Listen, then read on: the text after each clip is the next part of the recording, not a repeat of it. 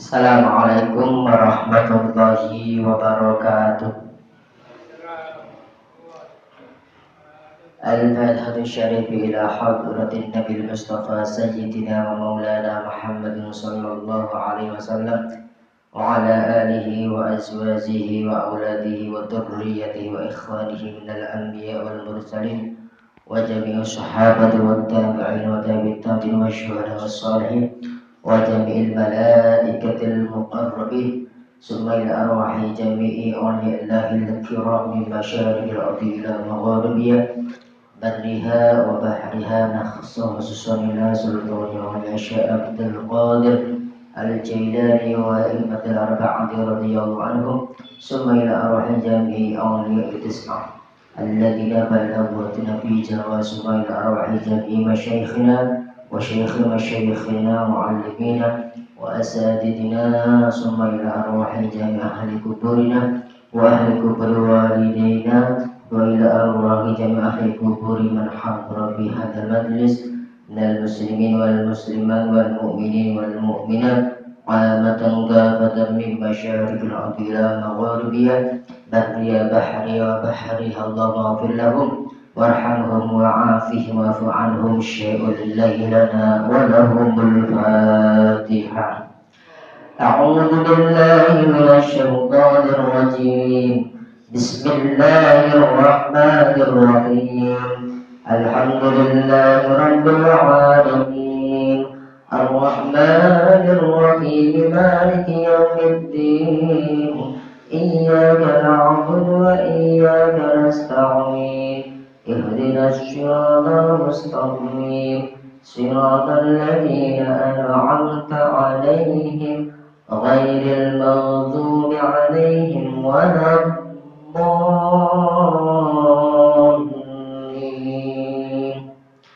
رب اغفر لي ولوالدي وللمؤمنين. Assalamualaikum warahmatullahi wabarakatuh. Bismillahirrahmanirrahim. Alhamdulillahilladzi faddala bani Adam bil ilmi wal amal.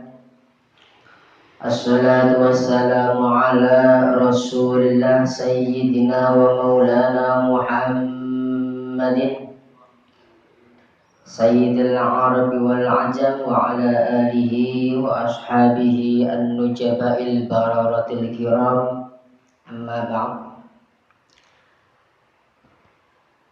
Hadratal muhtaramin, para alim, para kiai, para asatid, para jamaah rahimakumullah. Alhamdulillahirabbil alamin. Di kesempatan yang insyaallah penuh berkah ini kita dapat kembali bersama, dapat berkumpul bersama, muwajjah bil wujuh, dalam keadaan sehat wal afiyah, dengan niatan imaratul masjid, dengan niatan nasyrul ilmi, dan dengan niatan thalabul ilmi. Mudah-mudahan kehadiran kita semua di majlis ilmi seperti ini fa insyaallah menjadikan diri kita diberkahi oleh Allah setiap dalam keadaan apapun dan dimanapun berada. Allahumma amin. Salawat serta salam semoga tercurah kepada baginda Rasulullah Muhammad sallallahu alaihi wasallam.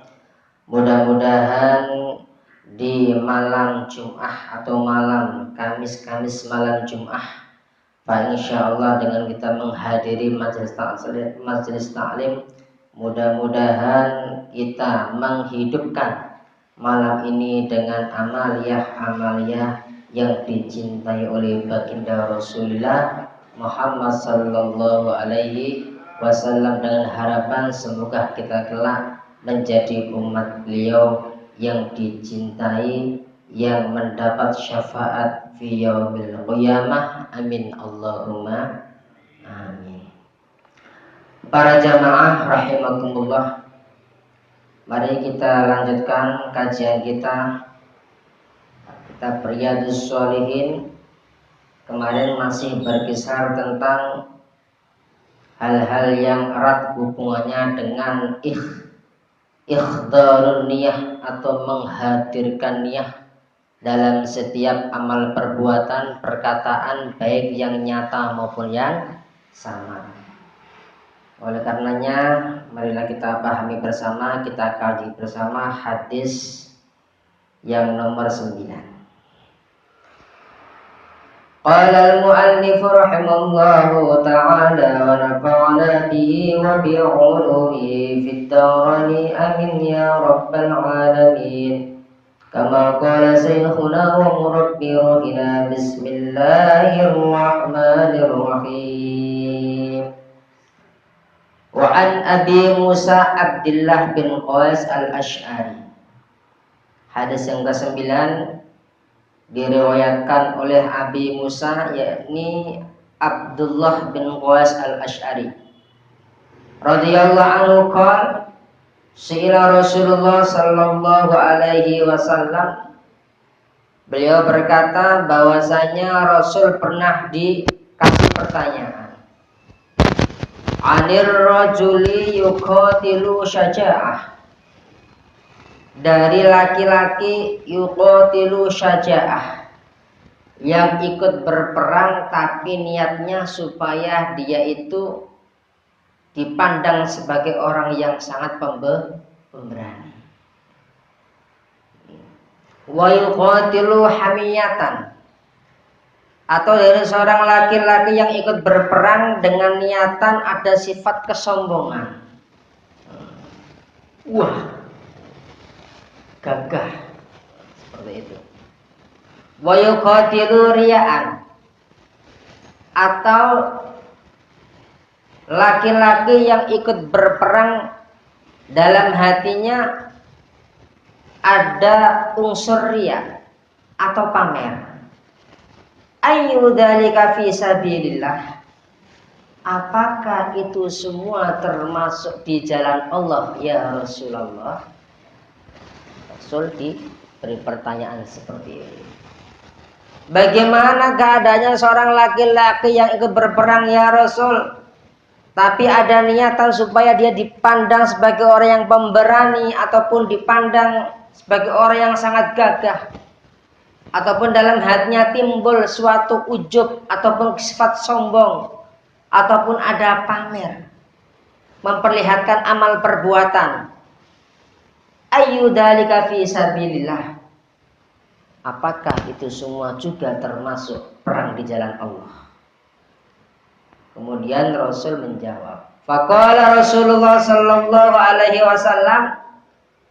Rasul pun menjawab, "Man qatala litakuna kalimatullah hiya al-ulya." Barang siapa yang berperang dengan tujuan supaya kalimat Allah itu ditegakkan, fahuwa fi sabilillah, itu kunci dia benar-benar berjuang di jalan Allah. Bukan untuk gagah-gagahan, bukan untuk supaya dia itu dipandang sebagai orang yang pemberani, bukan untuk pamer-pameran, tapi dengan niatan satu. Kami ikut berperang, saya ikut berperang hanya dengan tujuan supaya kalimat Allah itu terjunjung tinggi atau menegakkan kalimat Allah, maka itu yang dijadikan atau dinamakan fisabilillah, berjuang di jalan Allah. Hadis yang nomor 9. Bahkan kemarin kan ada ancamannya kan, seperti itu. Hadis yang ke-10. Wa an Abi Bakrah Nufa' bin Al-Haris As-Saqafi radhiyallahu anhu anna Nabiyya sallallahu alaihi wasallam qala.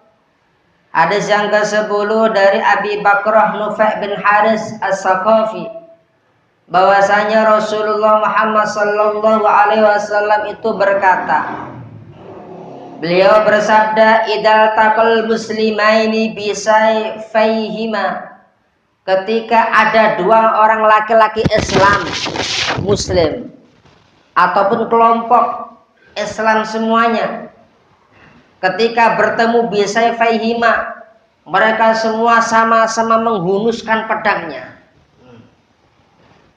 Fal qatil wal maqtul finnar, maka orang yang membunuh ataupun yang terbunuh, keduanya masuk neraka. Ketika ada orang Islam bertemu, saling bertengkar, saling berperang, saling menghunuskan pedang, ya kan, seperti itu, maka orang yang terbunuh dari orang Islam tadi ataupun orang yang membunuh dari orang Islam tadi, itu dua-duanya masuk ke dalam api neraka. Hadal qatilu qultu ya Rasulullah. Kemudian Abi Bakrah berbicara, hadal qatil, itu benar ya Rasul, ketika orang yang membunuh pasti neraka. Fama balul maktul, bagaimana orang yang terbunuh kok juga masuk neraka? Saya belum paham ya Rasul. Jelas dalam agama Islam termasuk orang membunuh tanpa hak itu termasuk minal kabair, dosa yang amat besar, luar biasa dosanya itu. Pantas ketika masuk ke dalam neraka. Sahabat tadi berkata seperti itu. Ketika orang yang membunuh pasti neraka Rasul. Nah bagaimana mungkin orang yang terbunuh kok sama-sama masuk neraka? Masih belum paham. Kemudian Rasul menjelaskan, qala innahu kana harisan ala qatli sahibihi. Jawab Rasulullah, mengapa orang yang terbunuh tadi itu kok juga masuk neraka? Karena di dalam hatinya ketika dia bertengkar sama-sama mempunyai keinginan yang kuat untuk saling membunuh. Delalah dia yang kalah sehingga dia terbunuh. Seandainya dia yang menang, berarti dia yang membunuh. Berarti tidak ada bedanya. Orang yang terbunuh, orang yang membunuh sama-sama masuk ke dalam api neraka. Bisa dipahami hadis ini? Seperti itu. Masih ada erat hubungannya dengan niat. Karena apa? Di dalam hati kedua orang tadi yang saling bertengkar, yang saling menghunuskan pedang, itu sama-sama punya keinginan yang sangat kuat, ingin saling bunuh membunuh. Maka al-qatil wal maqtul finnar, orang yang membunuh dan yang terbunuh sama-sama masuk ke dalam neraka. Na'udzubillahi min dzalik. Beda dengan keadaan seperti ini. Ketika ada orang Islam, ya kan, tiba-tiba dia bepergian di jalan, dia dirampok.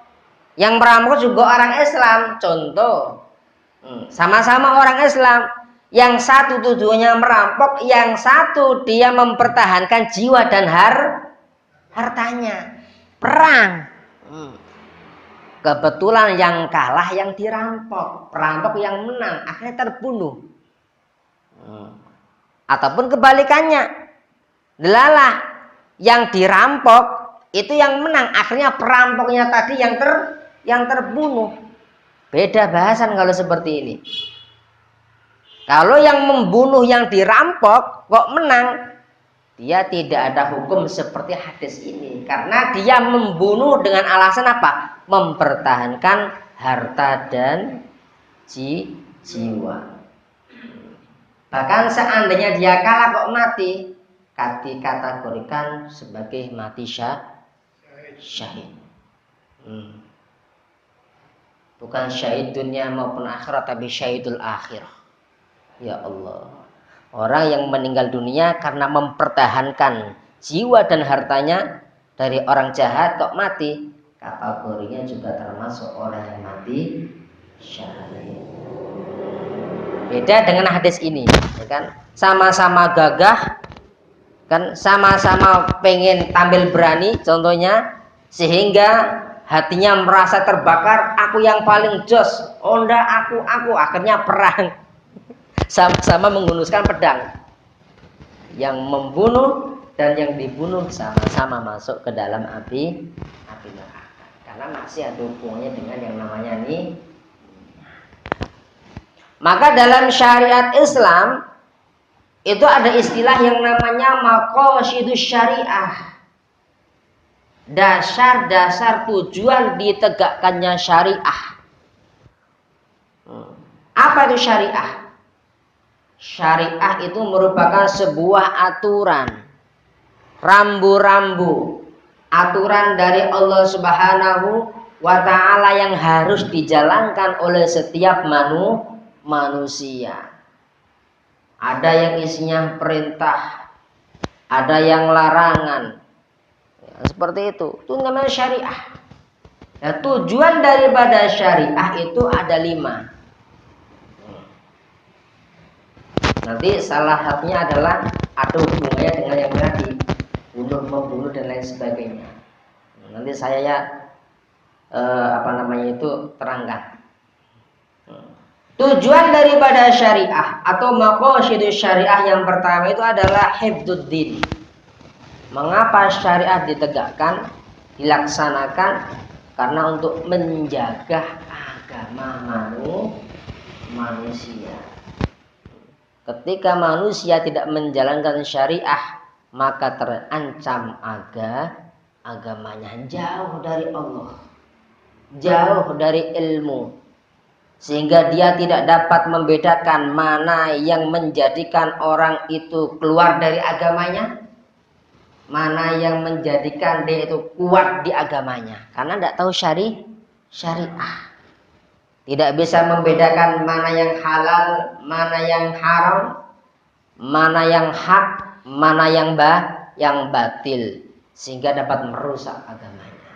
Maka tujuan ditegakkannya syariah adalah 1, hifdzuddin, menjaga agama. Yang nomor 2, hifdzun nafsi. Nah ini, menjaga jiwa. Mengapa syariat itu harus ditegakkan? Tujuan yang kedua adalah menjaga jiwa. Jiwa setiap apapun di dunia, di alam semesta itu terjaga. Maka syariat Islam itu mengharamkan yang namanya menyakiti orang, membunuh orang. Kenapa? Salah satu ditegakkannya syariat adalah untuk melindungi jiwa. Maka dalam Islam ada yang namanya jinayah. Ya kan? Ada yang namanya hukum qisas. Seperti itu. Kalau orang membunuh, maka dibalas dengan membunuh. Karena sangat terjaga sekali jiwa itu dalam agama Islam. Tujuan yang nomor 2. Hifdzun nafs, menjaga jiwa. Yang nomor 3, hifdzul aqli. Syariat ditegakkan adalah dasarnya tujuan nomor 3, hifdzul aqli, menjaga akal pikiran. Wajib bagi kita untuk menjaga harta yang sangat bernilai luar biasa, yang membedakan manusia dengan selain manusia, yang menjadikan martabat manusia tinggi, itu tak lain adalah akal. Maka akal wajib kita jaga bersama.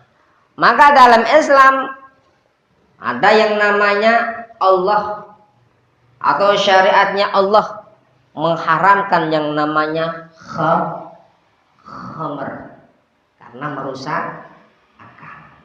Nah ini. Mengharamkan yang namanya narkoba, mengharamkan yang namanya sesuatu yang dapat menghilangkan akal. Dalam hadis Nabi mengatakan, kullu muskirin khamrun wa kullu khamrin haramun. Setiap yang memabukkan itu dihukumi khamr, dan setiap khamr hukumnya adalah haram. Kalau kita hidup pada zaman sekarang, ya Allah, luar biasa. Ya kan? Luar biasa ketika kita melihat bagaimana yang namanya kejahatan itu sangat sistematis sekali. Kejahatan kok sampai sistematis, ya kan?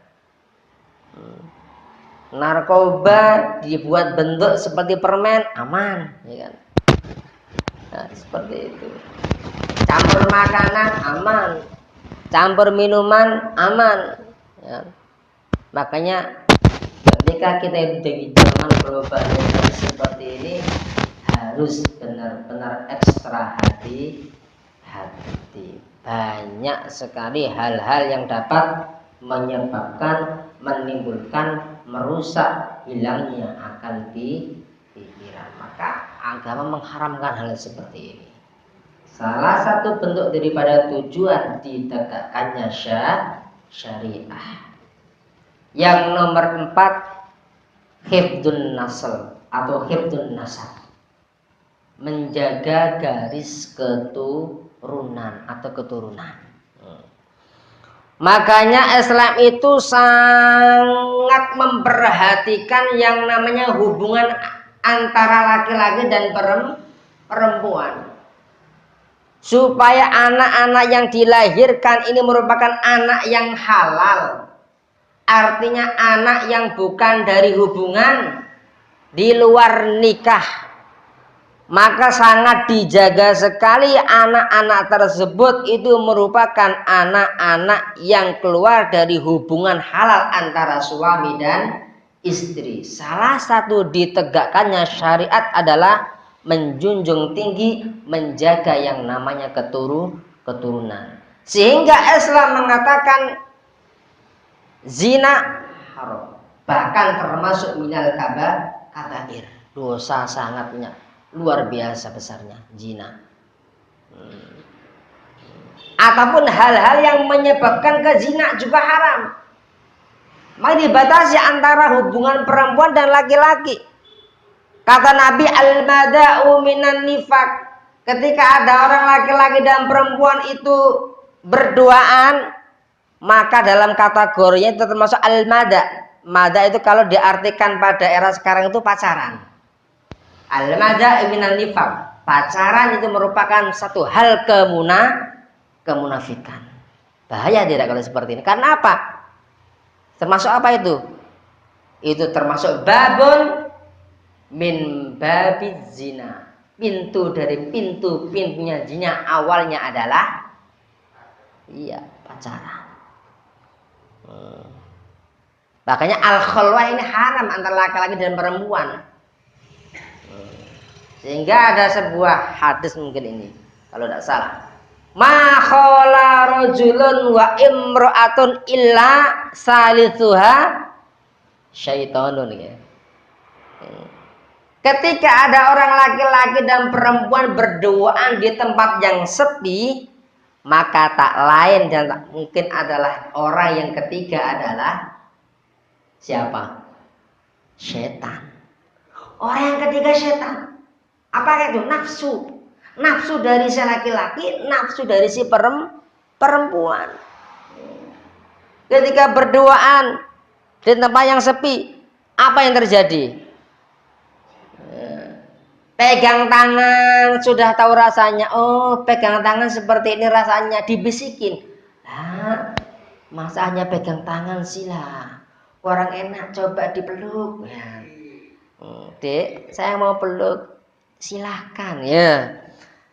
Sudah pelukan, sudah ada rasanya. Kalau meluk seperti ini rasanya kurang marem. Mau cium, ya. Berciuman sudah tahu rasanya. Ya kan? Ini setan.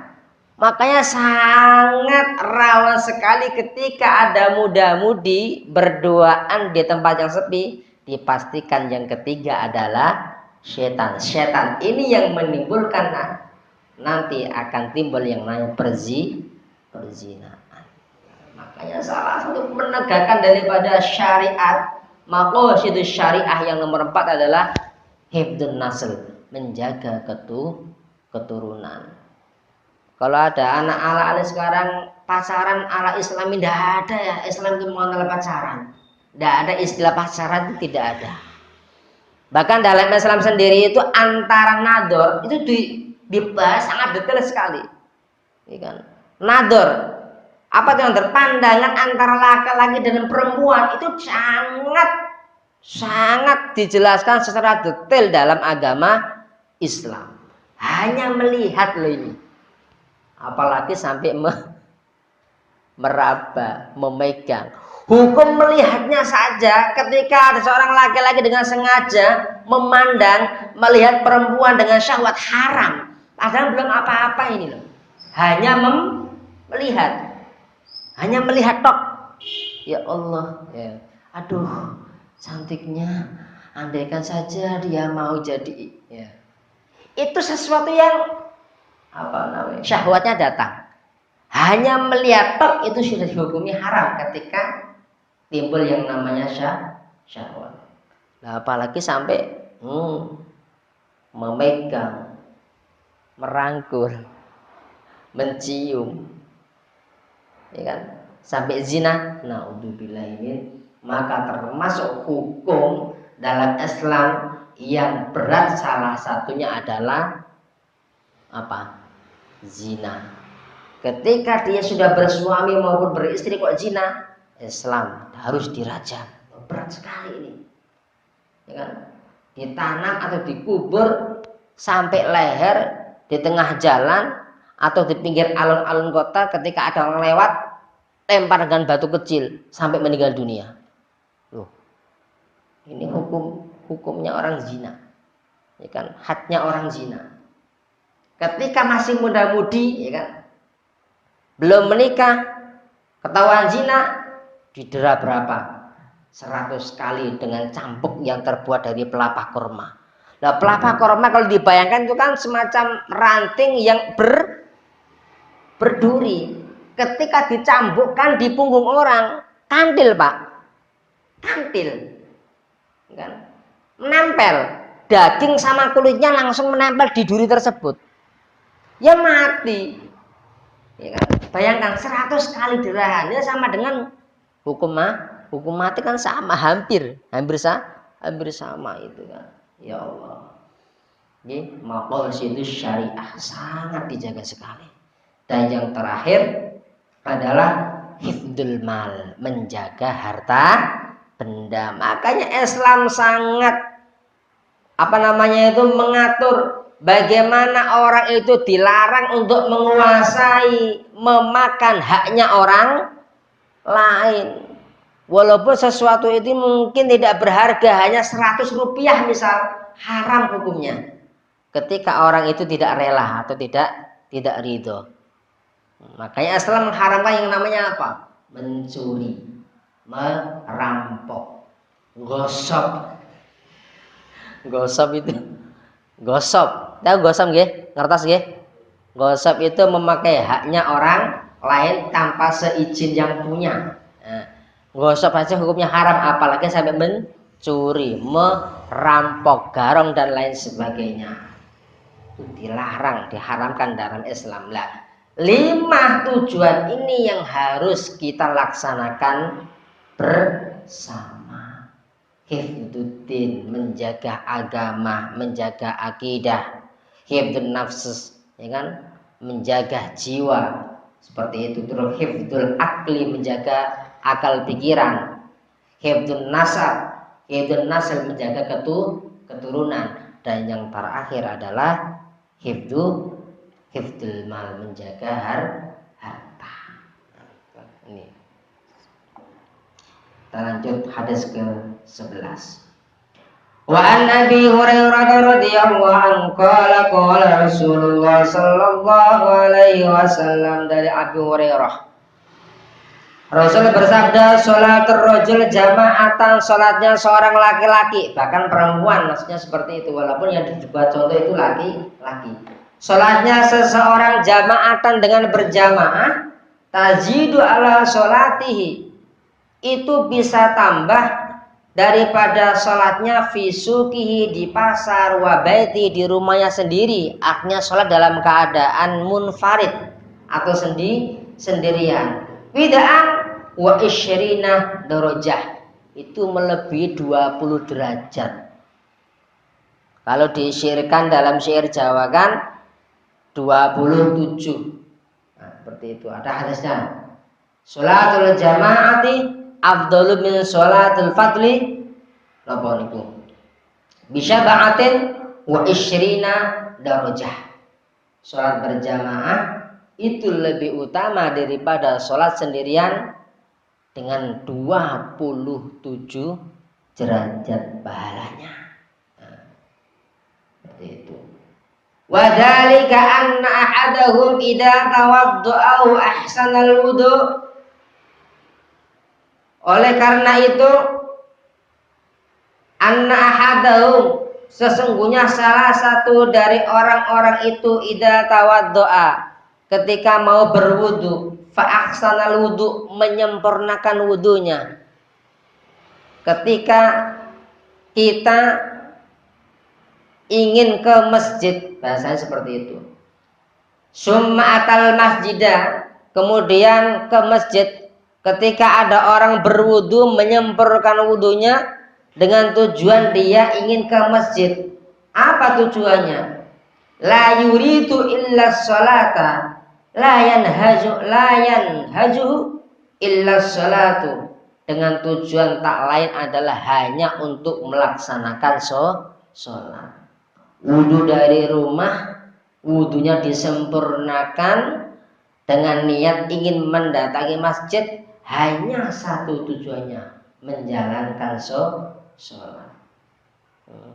Apa pahalanya? Lam yakhtu khutwatan illa rufi'a lahu biha darajah.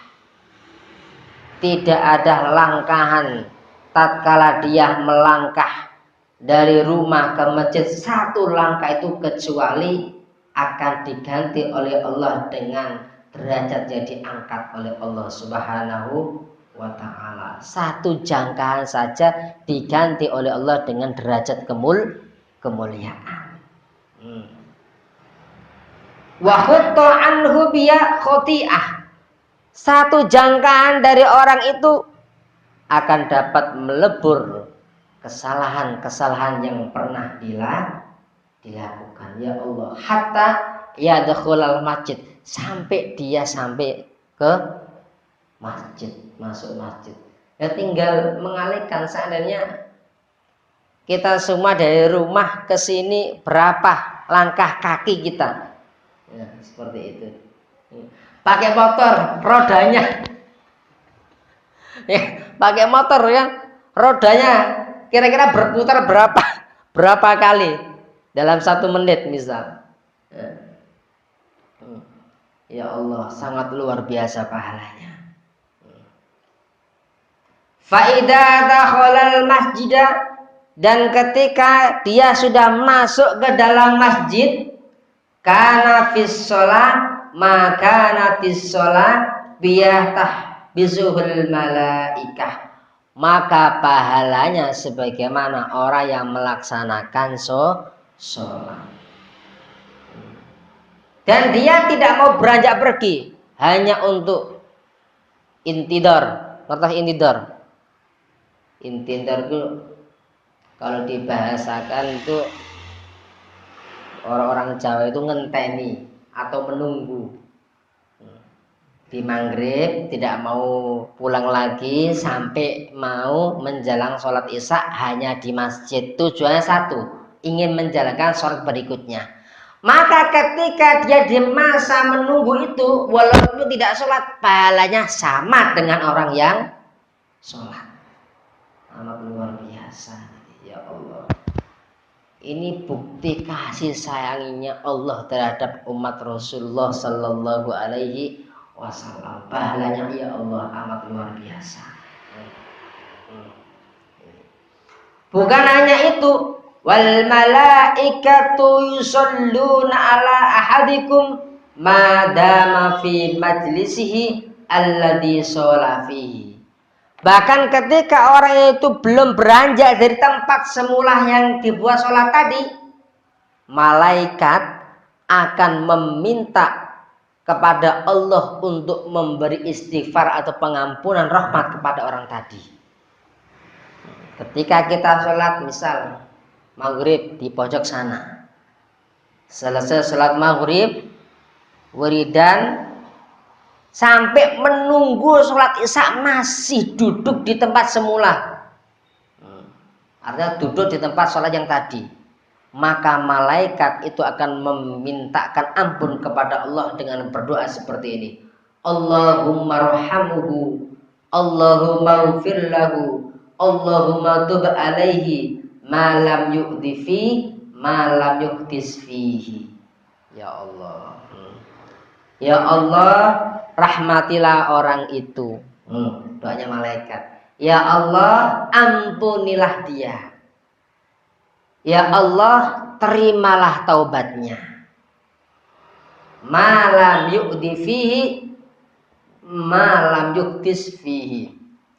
Dengan catatan dia ketika duduk di situ tidak membuat sesuatu yang menyakiti orang lain, ataupun tidak berhadas, ataupun tidak berbicara yang apa bahasanya itu, tidak berbicara yang mubah, hanya zikir saja, maka malaikat akan mendoakannya. Ya Allah, salah satu bentuk rahmatnya Allah yang diberikan kepada umat Muhammad sallallahu alaihi wasallam. Hadis yang ke-12. Terakhir ini hadis yang sampai ke-13 selesai. Insyaallah minggu depan kita membahas taubah. Saya cepatkan karena rencana saya masih ada, saya ada PR 5 kemarin ya. 5 masailul fiqhiyah yang harus nanti kita jelaskan bersama tentang hukumnya bagaimana di akhir nanti insyaallah. Hadis ke-12, wa an Abil Abbas Abdullah bin Abbas bin Abdul Muttalib radhiyallahu anhuma an Rasulillah sallallahu alaihi wasallam fi ma yarwi an Rabbi tabaraka wa ta'ala qol. Dari Abi Abbas Abdullah bin Abbas dari Rasulullah, fi ma yarwi an Rabbihi, Rasulullah meriwayatkan dari Allah. Berarti ini berupa hadis apa? Qudsi. Apa bunyinya? Innallaha ta'ala katabal hasanati wassayiat. Sesungguhnya Allah itu telah mencatat segala sesuatu yang baik dan segala sesuatu yang buruk atau jelek. Summa bayyana dalika, dan Allah telah menjelaskannya semua itu. Allah telah menjelaskan hal-hal yang baik di Al-Quran ada. Allah telah menjelaskan hal-hal yang buruk, yang jelek di Al-Quran ada. Lewat nabinya ada. Lewat hadisnya para nabi ada. Lewat ajaran-ajaran para sahabat juga ada. Sudah gamblang, sudah jelas mana perkara yang bagus, mana perkara yang tidak baik. Oleh karenanya faman hamma bihasanatin, tatkala ada orang ingin melakukan kebaikan, bahasanya hamma berarti belum melakukan, hanya keinginan yang kuat yang timbul pertama kali di dalam hati itu ham. Faman hamma bihasanatin, barang siapa yang ingin menjalankan kebaikan, falam ya'malha, tapi dia belum melaksanakannya, hanya keinginan dulu. Kataballahu tabaraka wa ta'ala indahu, ya Allah, Allah akan mencatat di sisinya hasanatan kamilah, satu kebaikan yang sempurna. Ya Allah ya Rabb. Ketika kita punya niatan baik, hanya niatan dulu, belum dilaksanakan, Allah sudah menulisnya pahala yang sempurna di sisinya. Wa in hamma biha fa'amilaha, dan tatkala dia mau menjalankannya, melakukannya, kataballahu indahu asyra hasanatin, Allah mencatat 1 kali kebaikan dibalas oleh Allah berapa? 10 ila sab'i mi'ati dhifin, sampai 700. Di Al-Quran kan ada surah Al-An'am 160. Faman jaa'a bil hasanati falahu atsru amsalihha. Barang siapa yang mendatangi atau menjalankan 1 kebaikan, maka Allah akan menggantinya dengan 10 kebaikan. Ya Allah. Faman jaa'a bil hasanah, falahu atsru amsalihha. Luar biasa. Bahkan Allah mengganti dengan 700 kali lipat. Kalau tidak salah dalam surah Al-Baqarah 2661. Masalul ladzina yunfiquna amwalahum fi sabilillah kamasali habbatin ambatat sana. Apa itu? Masalul ladzina yunfiquna amwalahum fi sabilillahi kamasali habbatin ambatat, lupa itu ayatnya. Ambatat sanabila fi kulli sumbulatin mi'atu habbah. Wallahu yudha'ifu liman yasha wallahu wasi'un alim. Perumpamaan orang-orang yang mau mendermakan atau menginfakkan hartanya itu bagaikan 1 butir biji yang menumbuhkan 7 biji. Setiap 7 biji ada 100 biji. Berarti berapa itu? 700. Luar biasanya Allah mengganti sampai 700.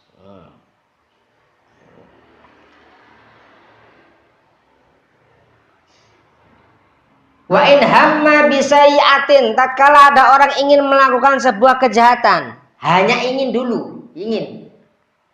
Falam ya'malha, dan dia tidak jadi melaksanakannya. Punya niatan jahat tapi tidak jadi melaksanakannya. Kataballahu ta'ala indahu hasanatan kamilah.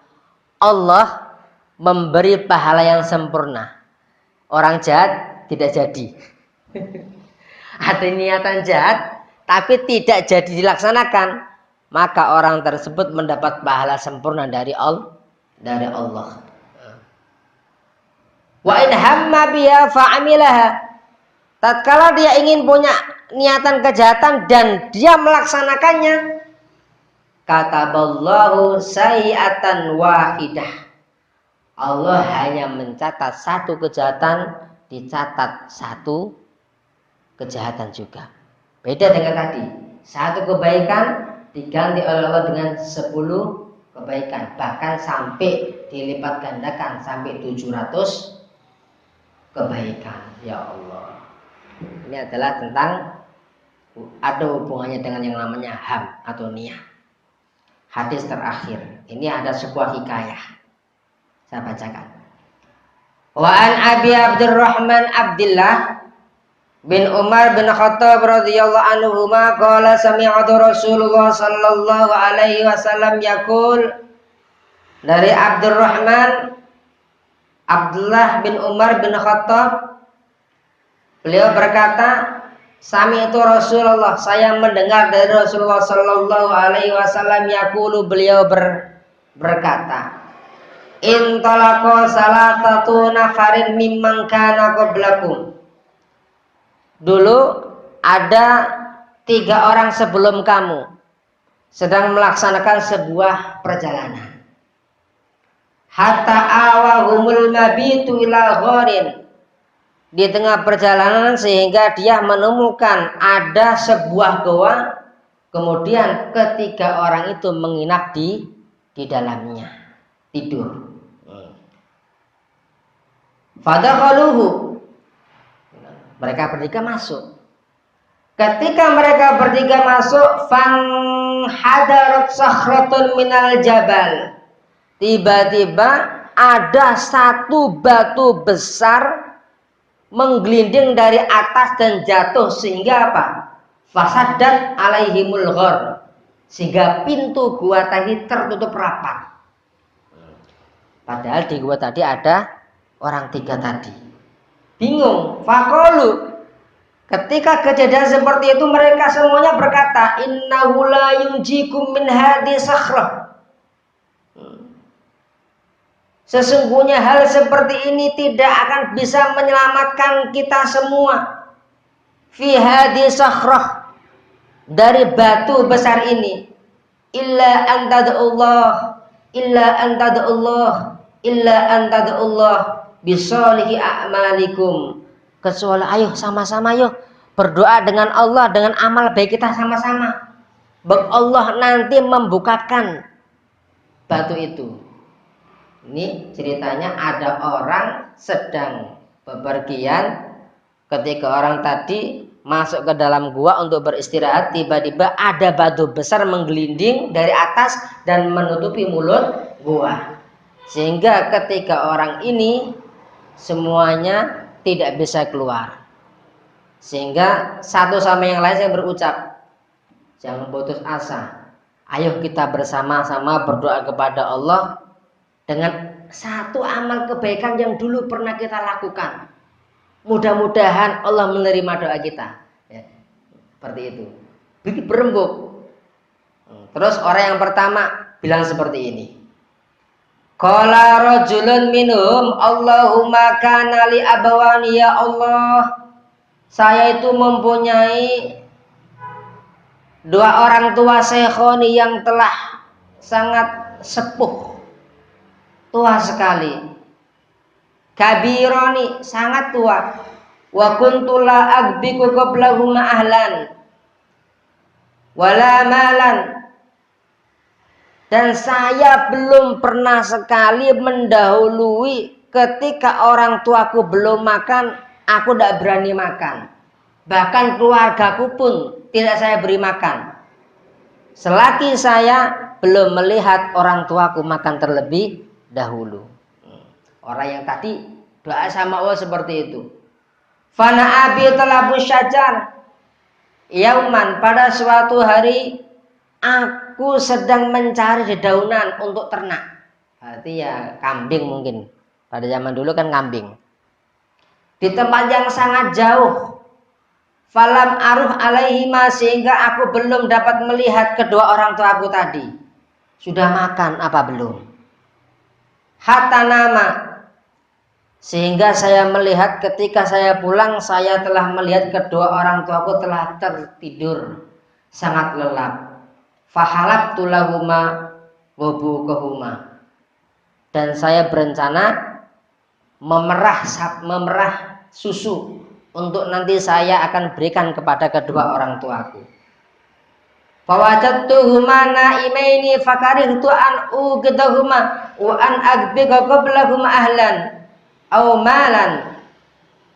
Dan ketika saya sudah memerah susu tadi, ingin ku berikan kepada kedua orang tuaku, akan tetapi saya menemukan mereka masih dalam keadaan tidur terlelap.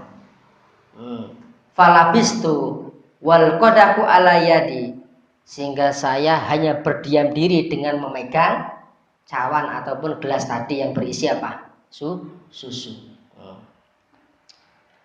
Antadir istiqodehuma, saya menunggu sampai terbangunnya kedua orang tuaku.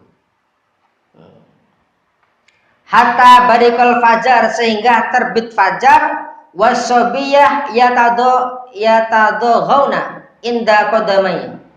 Ketika terbit fajar, anak-anakku pada nangis di dekat kakiku. Mungkin ngelih ataupun lapar, sehingga menjadikan kedua orang tua tadi terbangun. Fastaiqadha, ketika terbangun, fasyariba gobukohuma, saya meminumkan susu tadi kepada kedua orang tuaku. Terus berdoa, Allahumma in kunta fa'altu dzalika bitiga wajhik. Ya Allah, apabila perbuatanku ini Engkau ridhoi, fafarish anna ma nahnu fihi min hadhi sakhra. Mohon bukakanlah pintu gua ini dari batu besar itu yang menutupi. Tiba-tiba gredek, ya kan?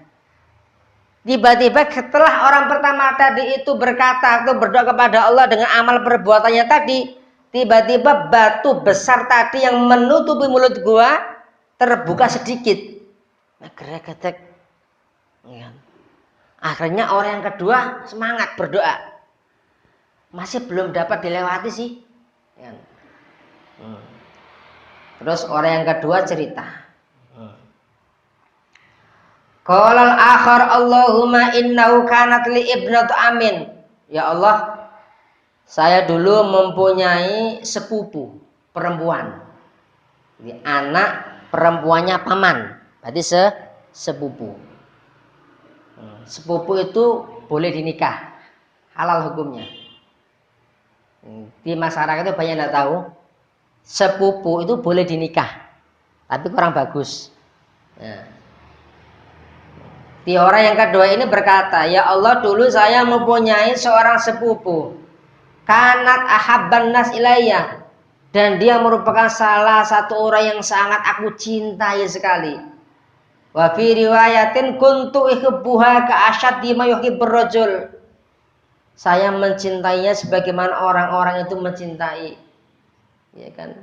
Berarti sepupunya sendiri ditaksir. Nah, seperti itu. Sangat cantik. Fa'arat Tuhan, saya ingin menginginkannya. Akan tapi apa? Fantanaat minni. Akan tapi saya ditolak. Ceritanya. Hatta alamat biha sanatun minas sinin fajaatni. Sehingga pada suatu musim terjadilah yang namanya musim, kalau orang Jawa itu mengatakan paceklik. Kalau orang Banyumas mengatakan apa? Sama ya. Di tahun yang serba sulit. Fa'ataituha isyrina. Faja'atni fa'ataituha isyrina wa mi'ata dinar. Ketika dalam tahun kesulitan, tiba-tiba dia datang kepadaku. Dan saya mau memberinya uang sebesar 120 dinar. Tapi dengan catatan. Nah, ada catatannya di sini. Ala antukhalliya baini wa baina nafsiha. Dengan catatan dia mau bersamaku di dalam tempat yang sunyi, hanya berduaan saja. Dulu pernah ditolak sih. Ya kan? Kesempatan ini kan seperti itu. Wah, kesempatan. Mumpung dia bodoh sama saya, wah, kesempatan ini. Dalam benaknya seperti itu laki-laki tadi. Fa fa'alat hatta idza qadartu 'alaiha. Dan perempuan tadi mau. Mengapa mau? Karena dia butuh. Ketika saya tidak makan dengan uang ini, saya akan mati. Sehingga dia pasrah. Ya udah, saya setuju. Saya mau menemanimu satu malam, ya kan? Kata perempuan tadi. Wa fi riwayatin, dalam satu riwayat, falamma qa'attu baina rijlaiha. Dan ketika laki-laki tadi, qa'attu berarti saya, berarti dia menerangkan tadi ya. Dan ketika saya itu sudah mendekati kedua pupunya, kedua apa ya? Pahanya. Tiba-tiba perempuan itu berkata kepada saya, Ittaqillah mas, mutiya karo Gusti Allah mas, takutlah sama Allah. Padahal sudah di depan mata. Ini seandainya kalau jenengan bagaimana? Lanjut ya.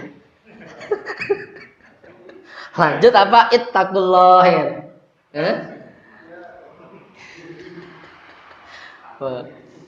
Kalau orang zaman sekarang, wah, lanjut apa ittaqullah. Nah, tak seperti kemarin kan, wah,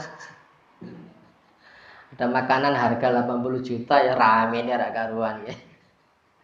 Nah, ketika laki-laki tadi itu sudah mendekati kedua paha perempuan tadi, Tiba-tiba perempuan tadi berkata, ittaqillah, takutlah kepada Allah. Ketika dia bilang seperti itu, apa yang terjadi? Wala tafuddu al khatam. Ya Allah, illa bihaqqihi fangsaraftu anha wa ya ahabbun nas ilayya. Padahal saya ingin membuka cincin yang melekat pada bahu tadi. Cincin yang dimaksud adalah itu ya. Saya terangkan lah, itu pokoknya itu. Ketika perempuan tadi berkata ittaqillah fangsaraftu, saya kaget dan saya langsung menjauh darinya. Padahal dia masih waya habun nas, padahal dia itu jadi orang yang sangat aku inginkan pokoknya. Bayangkan kan, cinta apa bahasanya kalau orang zaman sekarang ini? Cinta pertama mungkin ini. Dulu pernah saya ditolak, sekarang kesempatan untuk malah seperti inilah. Ilai wa taraktu adhabal ladzi atau, sehingga saya meninggalkan dan bahkan saya memberikan uang kepada sepupu saya tadi. Allahumma in kuntu fa'altu dzalik, ya Allah, apabila perbuatanku itu merupakan perbuatan yang untuk mencari ridhamu, maka mohonlah bukakan batu yang menutupi mulut gua ini. Tiba-tiba Pak, gregetek, ya kan? Ada suara membuka sedikit lagi, tapi masih belum bisa dilalui, masih sempit. Datanglah orang yang nomor 3. Dan dia menceritakan kisah amal baiknya.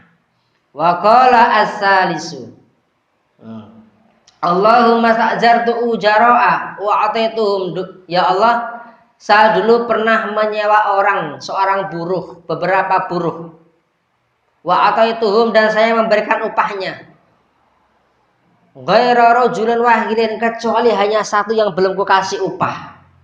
Karena dia sudah pergi dulu, belum saya kasih upah.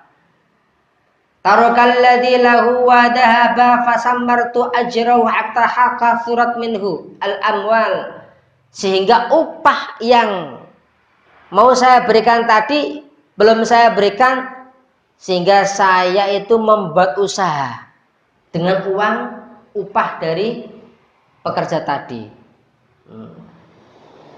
Tiba-tiba pada suatu tahun yang akan datang, apa yang terjadi? Faja'ani ba'rahidin, tiba-tiba dia datang kepadaku, ingat. Faqala ya Abdullah, wahai hamba Allah, addi ilayya, tolong bayar. Saya dulu pernah bekerja di sini, tapi saya lupa belum meminta upah saya. Fakultu, kemudian saya berkata, kullu ma tara min ajrika minal ibil wal bakor wal ghanam war rokek. Pak, lihatlah ribuan onta itu, terus sapi itu, kambing itu yang engkau lihat di depanmu, itu semua adalah hakmu, milikmu, ambillah semuanya. Kemudian guru tadi itu madan jengkel. Wa qala ya Abdullah, hamba Allah, la tahtaji, janganlah engkau, bahasanya itu ngenyek, ngece lah. Aku njaluk opahku kok malah mbok tawani harta semunake. Nah, fakultul la astaji'u, tidak, saya tidak mengajakmu, benar itu adalah upahmu semua. Fa akhadahu kullahu fastaqahu falam yatruk minhu syai', diterangkan. Dulu ketika engkau Pak bekerja di sini, saya belum ngasih upahmu, kemudian upahmu ini saya niagakan, sehingga niaganya berhasil untuk membeli onta, untuk membeli sapi, untuk membeli kambing, sehingga itu hakmu. Kemudian diangkut semuanya tanpa terkecuali. Wah, sugih dadakan pokoknya. Ya Allah ya Rabb. Kemudian ini dia berkata, ya Allah, in kuntu fa'altu dalik ibtigha'a wajhika, ya Allah, apabila yang kulakukan itu merupakan hal yang untuk mencari ridhomu, fafruj annama nahnu fihi, maka bukakanlah ataupun maka hilangkanlah atas apa yang kami alami. Fang fajarat as-sakhrah, kemudian batu yang besar itu membuka sedikit lagi, fakhraju yamsuna, sehingga dapat dilewati oleh orang tadi. Ya Allah. Ini hadis secara tidak langsung hadis anjuran untuk tawasul dengan amal baik, berdoa dengan amal baik. Sorry hadisnya. Maka kalau berdoa itu tawasul, ya Allah, dengan pahalanya membaca Al-Quran, mudah-mudahan engkau beri aku tetap iman dan Islam, boleh mengandalkan Al-Quran. Itu namanya tawasul. Seperti halnya yang dilakukan oleh ketiga orang ini.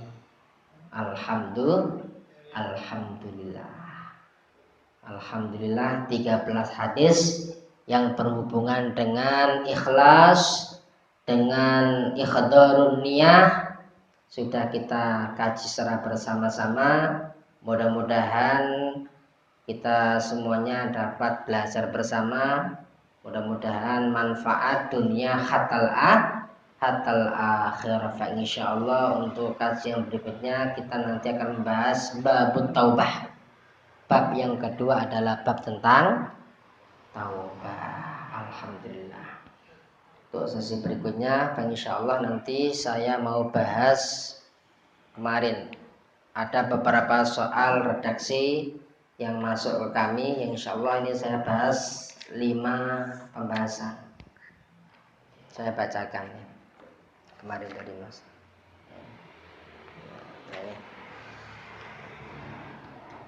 Pertanyaan, deskripsi masalah. Assalamualaikum Ustadz, saat ini banyak di beberapa mimbar, entah itu di mimbar Jum'ah atau pada saat pengajian, ada seorang mubalik mempromosikan salah satu capres dan menjelek-jelekkan capres yang lainnya. Pertanyaannya, bagaimana hukum menjelek-jelekkan capres karena ada indikasi beda pilihan? Yang nomor 2, bagaimana hukumnya masjid yang digunakan untuk berkampanye? Yang nomor 3, apakah benar Nabi pernah berkampanye di dalam masjid? Jawaban yang pertama, bagaimana hukumnya menjelek-jelekkan orang? Jelas secara shar'i hukum menjelek-jelekkan orang, ghibah, mengolok-olok, kan, mencari-cari keburukan orang lain, jelas dalam Al-Quran dilarang. Artinya apa? Haram hukumnya. Yang ini dijelaskan dalam surat Al-Hujurat ayat 11. Ya ayyuhalladzina amanu la yaskhar qaumun min qaumin asa an yakunu khairan minhum wala nisa'un min nisa'in asa an yakunna khairan minhunna wala talmizu anfusakum wala tanabazu bil alqab bi'sal itsmul fusuq ba'dal iman wa man lam yatub fa ulaika humuz zalimun. La yaskhar, larangan mengolok-olok. Wala talmizu, mencela. Wala tanabaju bil alqab, memanggil dengan panggilan yang tidak sebenarnya. Kalau bahasanya ngece, kan seperti itu. Ada dalam surat lagi Al-Hujurat ayat 12. Juga larangannya, ya ayyuhalladzina ijtanibu katsiran minadh-dhon inna ba'dadh-dhon is wala tajassasu wala yaghtab ba'dukum ba'da atuhibbu ahadukum ayyakula lahma akhi maitan fakarihtumuhu wattaqullaha innallaha tawwabur rahim. Larangan untuk berburuk sangka. Tajassasu wala tajassasu, mencari-cari keburukan atau kesalahan orang lain. Wala yaghtab, larangan untuk ghibah, ya kan, atau menggunjing orang lain. Dalam hadis dikatakan laisal mu'minu bitta'an, tidak dikatakan orang yang mukmin yang sempurna kemukminannya. Bitta'an, orang yang suka mencela. Walal la'an, dan orang-orang yang suka melaknat oleh orang lain. Walal fahish, dan orang yang berkata jorok atau kotor omongannya. Walal badi, dan orang yang suka menjelek-jelekan orang lain. Hadisnya Rasulullah seperti ini. Maka ketika ada orang berkampanye dengan ada unsur-unsur seperti ini, maka hukumnya adalah haram. Yang nomor 2, bagaimana hukumnya masjid atau berkampanye di dalam masjid? Hukum yang pertama, haram apabila ada unsur-unsur yang diharamkan oleh syariat. Seperti apa? Contoh, ghibah ataupun namimah, mengadu domba, ataupun omongan-omongan yang kotor, ataupun menjelek-jelekan oleh orang lain. Ibaratnya bismillahirrahmanirrahim, al-mas'alatul ula hukmul kalam al-muharram fil masjid. Hukum berbicara yang diharamkan di dalam masjid. La khilafa bain ahli ilmi, tidak ada perdebatan di dalam orang yang mempunyai ilmu apa? Fi tahrimil ghibah, haramnya ghibah, wan namimah, adu domba, wal kalamil badi, omongan-omongan yang jorok yang mencela, fi dahilil masjid, di dalam masjid. Kampanye di dalam masjid kalau tidak ada unsur-unsur yang diharamkan. Ketika ada unsur-unsur yang diharamkan, maka hukumnya adalah haram. Seperti itu. Bagaimana kampanye itu ketika tidak ada unsur seperti ini? Hanya jagungan biasa, ngobrol-ngobrol, tidak ada ghibah, ataupun tidak ada namimah, ataupun tidak ada unsur-unsur yang diharamkan lainnya. Maka di sini saya kembalikan hukum ngobrol atau berbicara di dalam masjid. Di sini menurut Imam Hanafi, Maliki, Hambali, hukumnya adalah makruh yang mendekati keharaman. Makruh yang mendekati keharaman. Ketika ada orang berkumpul dan lain sebagainya, di situ kok ngobrol tentang dunia, politik, ya kan? Apapun bentuknya itu, kampanye kan juga termasuk dunia, atau membicarakan politik dan lain sebagainya.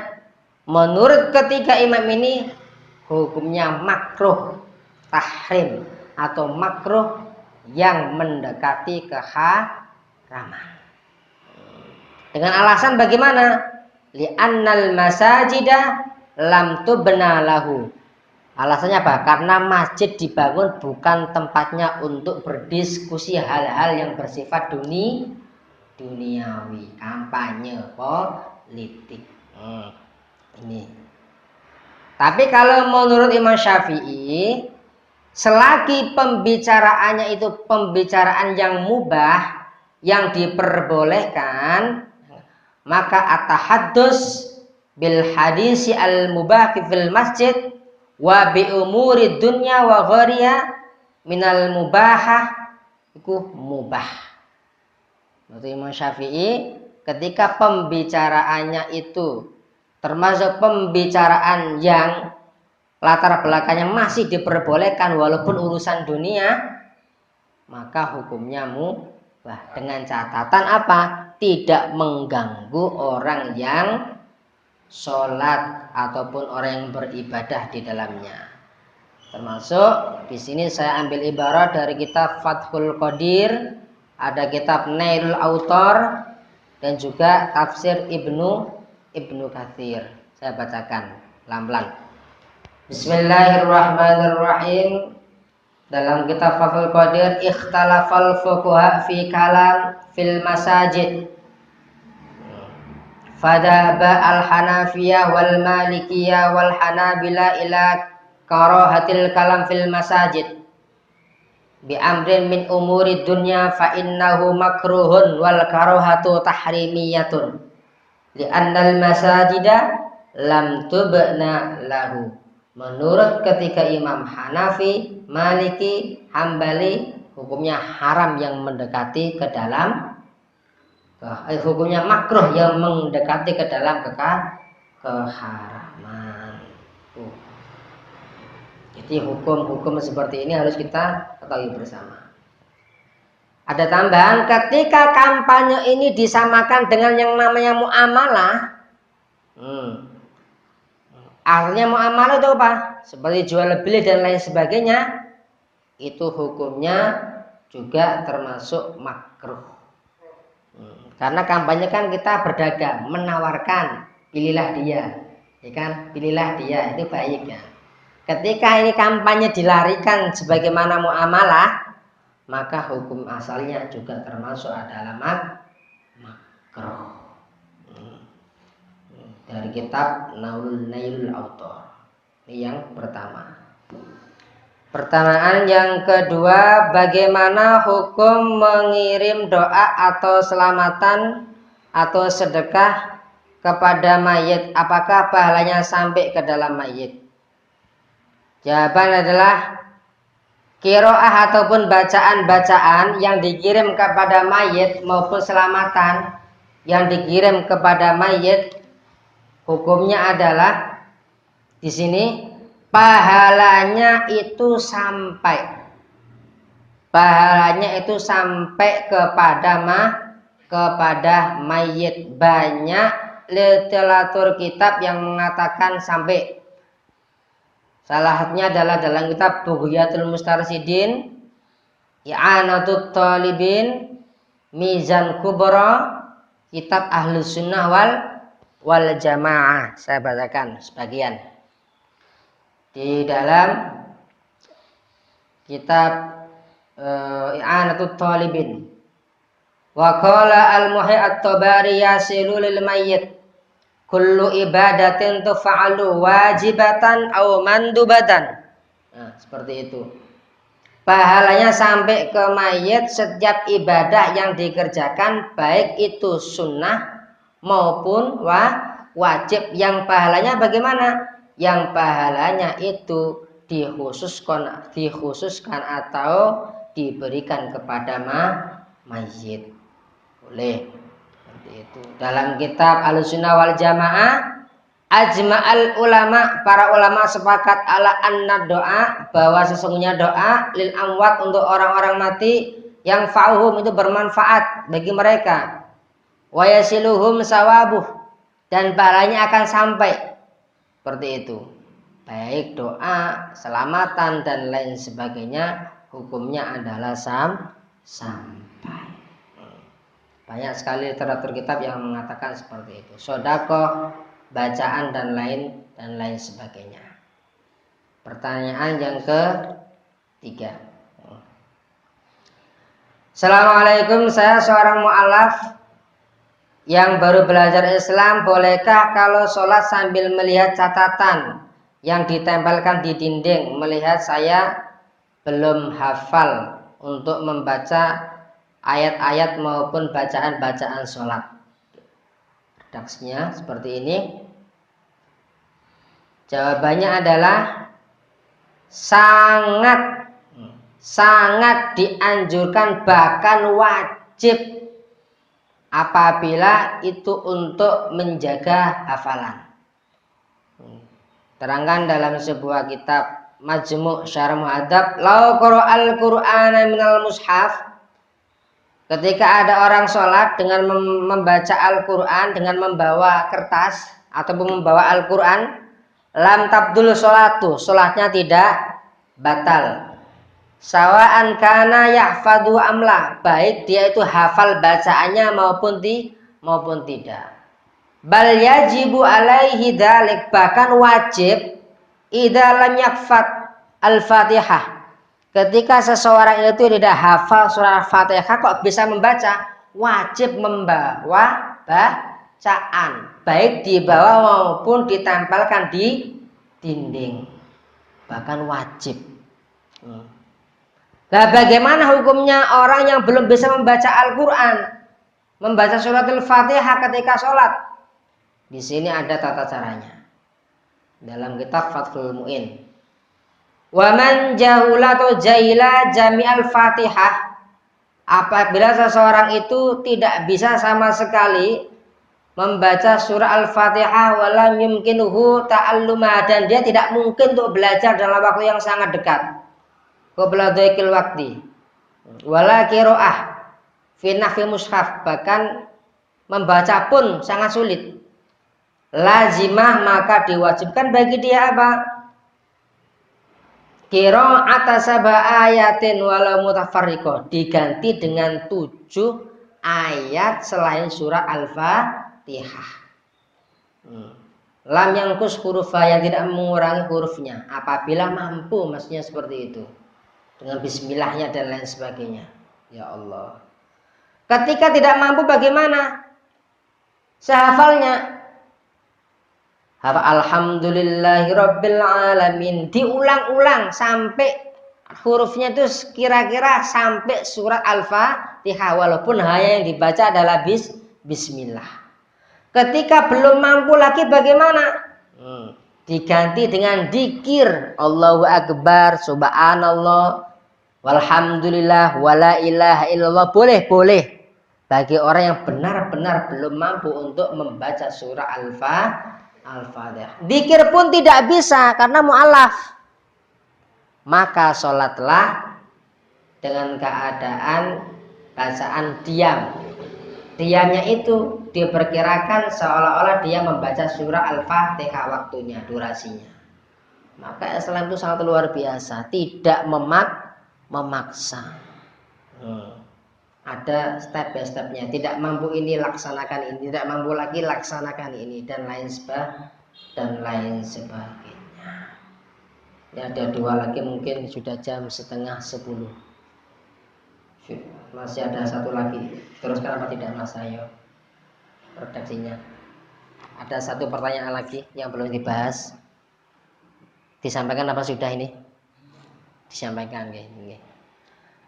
Assalamualaikum, maaf sebelumnya saya mau bertanya tentang masalah najis binatang anjing. Itu apakah yang najis itu air liurnya yang ada di moncong saja atau keseluruhannya? Ataukah ketika ada orang tersentuh bulunya juga najis? Dan apakah bekas pijakan anjing itu pun najis dan tempat bekas duduknya pun najis? Ini pertanyaan dari yang di Facebook kemarin ya. Insyaallah kami jawab.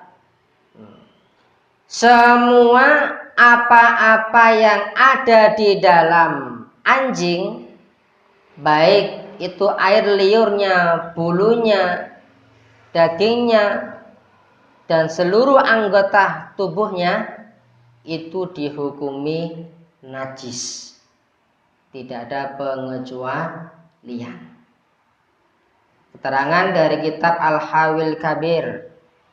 Annal hayawana kullahu tahirun illa khamsah. Seluruh hewan itu suci kecuali ada 5. Wa ya al-kalbu, 1 anjing, wal hinjiru, celeng atau babi, wa ma tawallada min halbin, anaknya anjing, wa hinjirin, anaknya babi, wa ma tawallada min kalbin wa hayawanin tahirin, anaknya anjing tapi ibunya kambing. Misal ada anjing kawin sama kambing, kambingnya kok hamil, terus keluar anak, kepalanya anjing, tubuhnya kambing, hukumnya tetap haram. Nah, seperti itu. Wa ma tawallada min khinjirin, dan sesuatu atau anak yang keluar dari babi maupun celeng, wa hayawanin thairin, dan dari hewan yang suci. Di semua dihukumi haram. Lah bagaimana hukumnya orang yang memegang bulu anjing? Apakah tetap dihukumi najis? Di sini saya jawab ditafsil atau diperinci. Ketika bulu itu tersentuh tubuh manusia dalam keadaan kering, manusianya juga kering, anjingnya pun juga kering, maka hukumnya adalah suci, tidak najis. Ketika kulit manusia tersentuh dengan bulu anjing itu dalam keadaan basah, baik yang basah itu anjingnya atau yang basah itu kulit manusianya atau kedua-duanya, maka bisa menjadikan najis, dan najisnya itu tetap najis mughalladhah. Hal ini disamakan dengan pijakan anjing. Ketika ada anjing lewat di tempat yang kering, maka bekas lewatan anjing tadi dihukumi suci. Akan tapi ketika anjing lewat di tempat yang basah, bekas pijakannya juga dihukumi najis. Banyak literatur kitab dari Rawdatul Talibin, dari Fikih al-Islam wa Adillatih, dari Fikih al-Ibadah ala Imam Syafi'i, semuanya menggambarkan seperti itu. Saya bacakan satu saja. Wa qala Syafi'iyya wal Hanabalah. Pengikut Imam Syafi'i dan Hambali berkata, mana jasa bimulaqati syai'in, barang yang jadi najis dengan bertemu atau tersentuh dengan min lu'ab, dari air liur, au baul, kencing, wasairur rutubat, dan segala sesuatu yang basah, wal ajza, dan bagian-bagian dari apa? Wal ajza'il jafah idza laqat rutuban, dan setiap sesuatu yang kering yang jatuh, idza laqat rutuban, yang bertemu dengan sesuatu yang basah, misal bulunya anjing kering jatuh di tempat yang basah, maka hukumnya juga termasuk najis. Min kalbin au khinjirin, dari anjing maupun dari celeng maupun babi. Jadi kesimpulannya, bulu anjing, pijakan kaki bekas anjing, tempat duduk anjing, ketika itu bertemu dengan hal-hal yang lain dan hal-hal tersebut itu kering, antara anjing dan hal yang tersebut kering, maka hukumnya adalah suci. Ketika basah, baik anjingnya yang basah maupun benda yang basah, maka hukumnya adalah najis, dan najisnya itu adalah najis mughalladhah. Allahu a'lam bishawab. Mungkin jawaban singkat dari kami, mudah-mudahan ada manfaatnya. Dan insyaallah kalau memang ada benarnya ya itu dari Allah. Ketika nanti ada kesalahan, mohon nanti dikoreksi kembali. Alhamdulillah. Al-Fatihah. A'udzubillahi minasyaitonir rajim. Bismillahirrahmanirrahim.